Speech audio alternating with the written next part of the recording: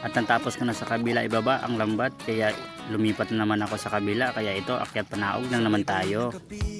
At si Papang lumipat sa taktakot para tanggalan din ang tulasok, kaya andun siya naglurup-lurup. Sa baklad na kaabang alon ay kausap. At nang matapos niya ngang tanggalan ang isang kabanata naming lambat sa taktakon, at lumipat naman siya sa ligaw upang magsibot-sibot at wala na siyang kuha.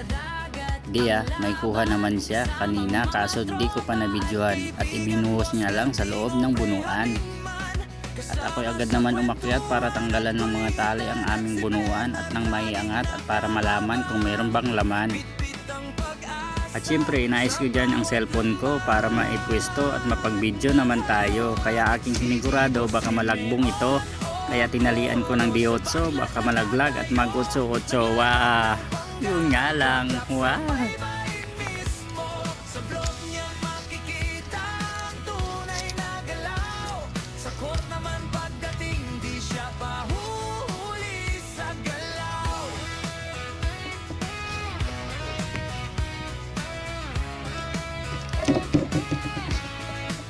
Sa ilalim ng araw, bit-bit ang sipag. Kahit pawis at pagod, tuloy lang sa pangarap. Panggalay inilatag, huli ay inaasam. Sa bawat isda't alimango, saya'y nararamdaman. Pag hapon ay lipat, Sa court naman ang laban. tribal, tira, depensa.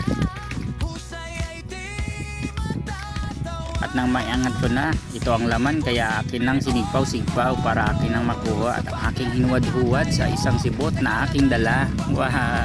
At nang matapos kong makuha ang mga isda, ay akin na munang inunang binaba ang mga sibot at iniwan ko muna ang cellphone ko sa taas. Wow! Kasi di ko mapagsabay, kaya gumawa ako ng diskarte. Tinali ko muna bandang baba ang sibot at binalikan ang cellphone, kaya tayo nakapag-video habang pababa. Mindset ba? Mindset ba? Wow! Kaya hanggang dito na lang muna ang video kong to at may part 4 pa tayo. Wow!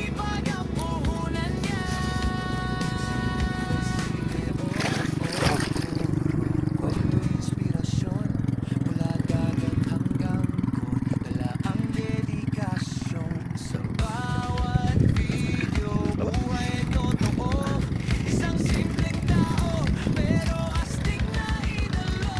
Kung gusto mo, pwede Sudah. ito gawing mahirap o lagyan ng ketsin. Dapat ko natapos mga kalods. Tanggalan ko na sa taas. Hindi na lang natin kung matapos. Hindi namin siya natapos. Bukas babalikan namin ito mga kalods.